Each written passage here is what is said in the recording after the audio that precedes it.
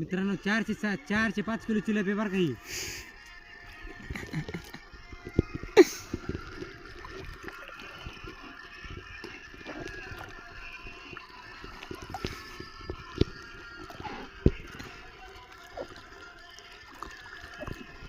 हो का मग मित्रांनो बघा बघा चिलप मित्रांनो बघा हो का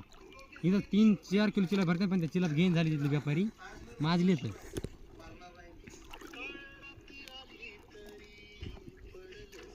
हो का मित्रांनो बघा